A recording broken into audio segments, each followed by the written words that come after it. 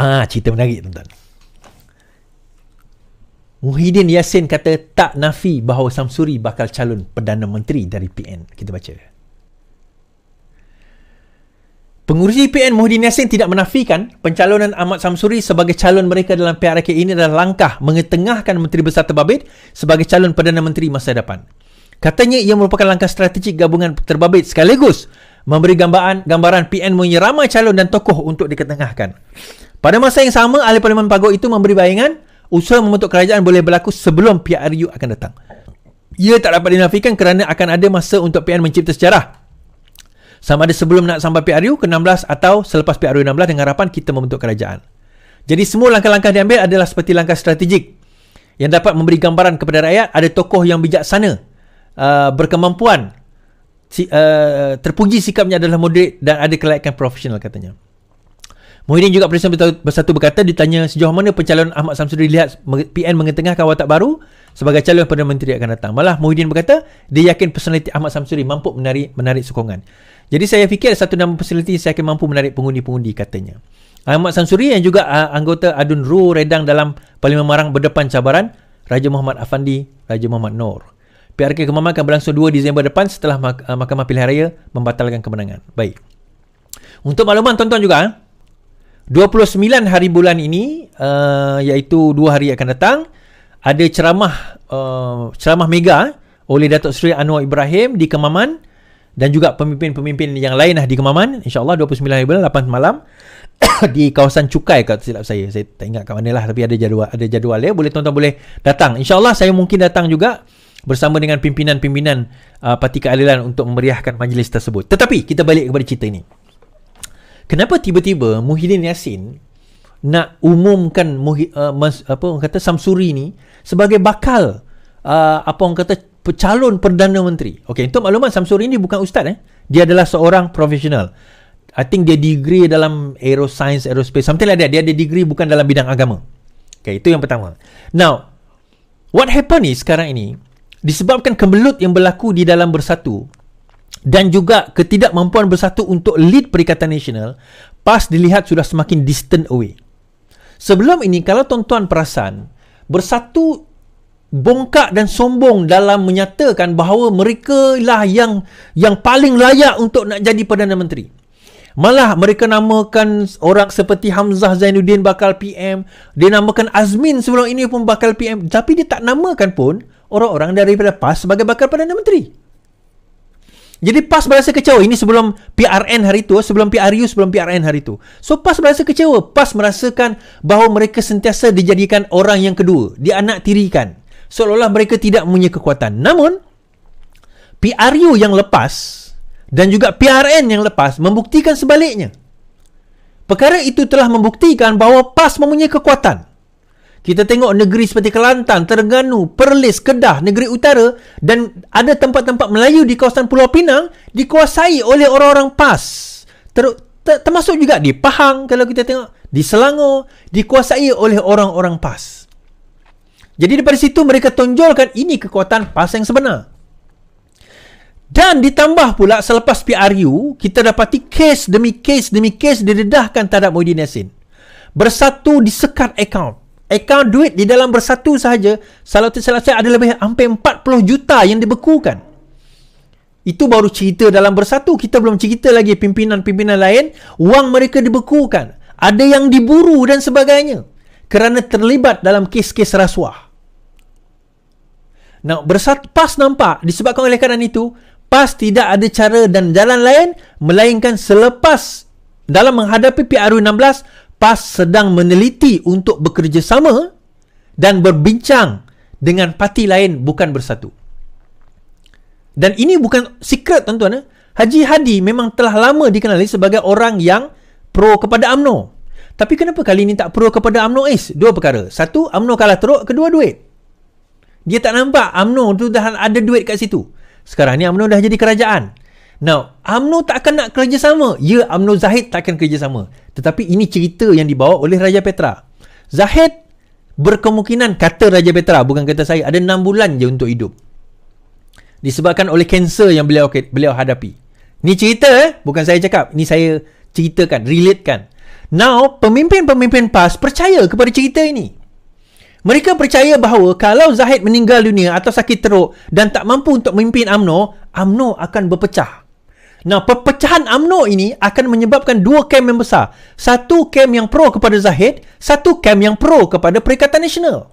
Yang sebelum ini dikatakan mereka nak lompat dan sebagainya. Mereka akan bertembung sekali lagi bagi memastikan antara lain Hishamuddin digugurkan. Bukan digugurkan, diangkat, digugurkan dia punya penggantungan. Maksudnya di reinstate balik. Dan juga pemimpin-pemimpin lain dibawa masuk balik. Termasuk KJ. Dibawa masuk balik ke dalam UMNO. Kalau tim ini menang. Siapa tim ini is? Kita tengok kemudian nanti. Now, another team, selepas Zahid Hamidi, soalan kita siapa? Selepas Zahid Hamidi, siapa? Tok Mat? Ahmad Maslan? Tuan-tuan boleh bayangkan So, are they capable untuk nak bawa UMNO sekarang ini yang mahu? Ada sebilangan mereka yang mahu. Yang nak bahawa Zahid diketepikan dan juga kerajaan gabungan Madani ini diketepikan. Sebab itu kalau kita baca tadi, confidentnya Muhyiddin Yassin menyatakan bahawa tak, kerajaan ini akan tumbang. Sebab itu confidentnya Hadi mengatakan kerajaan ini akan tumbang. Disebabkan oleh kesihatan Datuk Seri Zahid Hamidi. Ini dalam minda mereka. Jadi sebab itu katakanlah ini cerita katakanlah berlaku. Lidah saya ni selalu masin mulut tapi katakanlah berlaku. PN took over. UMNO ni pecah dua, kemudian berjaya dikuasai oleh golongan yang anti-DAP, anti-PH, pro Perikatan Nasional. Mereka bersama dengan Perikatan Nasional membentuk kerajaan. Tuan-tuan ingat, dia nak bentuk kerajaan dengan Bersatu ke? Dia nak membentuk kerajaan dengan PAS? Of course dia nak bentuk kerajaan dengan PAS. So pada masa itu Bersatu akan ketinggalan. So Muhyiddin Yassin, kalau kita faham, dia bijak tuan-tuan. Dia tahu dalam tim dia sendiri tak ada kekuatan. So disebutlah nama Dr. Samsuri, bakal Perdana Menteri pada masa akan datang. And then dia sebut dalam ucapan yang sama, kita akan ada peluang untuk take over lagi. So itu memberi satu lifeline kepada Bersatu di dalam Perikatan Nasional. Di dalam Perikatan Nasional, lifeline. Mengatakan, tak apa, kalau kita menang lepas ni, kami pun akan bersama kamu, don't worry. Itu lifeline dia. Dan kalau golongan kedua itu berjaya tuan-tuan, saya percaya PRU16 mungkin berlaku dalam masa yang terdekat. Berkemungkinan juga kita akan nampak pertemuan di antara Pakatan Harapan sekali lagi. Tetapi kali ini gabungan juga di antara UMNO, Pro belah sana dan juga PAS. Pada waktu itu. Dan bersatulah. So GPS is, JRS is. Saya orang Sarawak tuan-tuan. Saya kata di mana UMNO pergi, di situ GPS akan pergi. Percayalah. Percayalah kata saya. Di mana UMNO pergi, di situ GPS akan pergi. Now, tak lompat parti ke East kan saya kata. Kalau N block melompat, dia takkan lompat parti. Sekala peristiwa itu berlaku, keadaan itu berlaku, so apa yang kita usahakan sekarang ini tuan-tuan? Habis. Now, mampukah tim yang pro Zahid ini ke hadapan, berjaya? So saya kata macam ni, saya tak kata yalah kullu nafsin za'iqatul maut kan, semua manusia tu, semua makhluk ni akan mati. Setiap insan tu akan menemui ajal dia. Tetapi bagi saya, Datuk Seri Zahid Hamidi dah kena bersedia dengan successor dia. Dah kena ada nampak plan untuk nak ganti dia. Be it Ahmad Mazlan ke, be it siapa, tapi kena ada. Nah, maklumat on the ground, di Kemaman sendiri, di kawasan Kubu Kuat UMNO, di kawasan Felda umpamanya, diorang bukan tak menyokong UMNO, tetapi mereka tak menyokong Zahid Hamidi yang dibebaskan dengan 47 pertuduhan. Macam mana kita terang sekalipun, mereka tak nampak perkara itu. Dan bagi saya kesilapan barisan peguam Datuk Seri Ahmad Zahid Hamidi hari itu ialah apabila mereka minta kes itu digugurkan di NAA. Bagi saya, kalau saya peguam dia, saya kata teruskan je. Kerana mahkamah, biar mahkamah yang menentukan bersalah tak bersalah. Once mahkamah dah menentukan tidak bersalah, nobody can say anything tuan-tuan. Nobody can say anything. Tetapi bila peguam negara tak nak teruskan disebabkan representasi itu diterima, dia backfire. Dia bagi peguam negara tak ada isu sebab dia presentasi itu betul, tetapi backfire dia kepada politik. Kepada politik Datuk Seri Zahid Hamidi, kepada kerajaan Madani dikatakan campur tangan, padahal tak ada campur tangan. Memang tapi kita nak terang memang itu data itu, fakta itu, orang bukan faham. Orang bukan tahu pun. Yang dia tahu, dibebaskan. Dia tak tahu zaman Perikatan Nasional pun dibebaskan juga. Zaman Perikatan Nasional Pemerintah, 40 kes Zahid Hamidi, VLN, visa luar negara pun dibebaskan juga. Tapi mereka tak bercakap tentang isu ini. Tiba-tiba bab ni mereka bercakap. Sebab itu saya kata, persepsi itu dimainkan dan persepsi itu berjaya.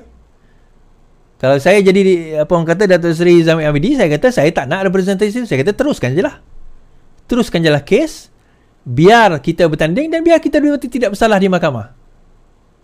Kan? Biar kita dibati tidak bersalah di mahkamah. Sama juga macam kes kalimah Allah dulu. Bagi saya teruskan je. Biar mahkamah tentukan. Buat apa kita nak drop the case? Buat apa kita nak drop the case? Kenapa tuan-tuan?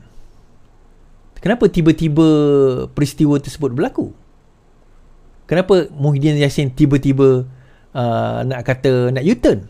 Dia berlaku sebab kalau tuan-tuan perasan baru-baru ini Muhyiddin Yassin mengumumkan 3 hari lepas, Muhyiddin Yassin mengumumkan bahawa dia akan bersara. Tuan-tuan ingat bahawa dia akan bersara.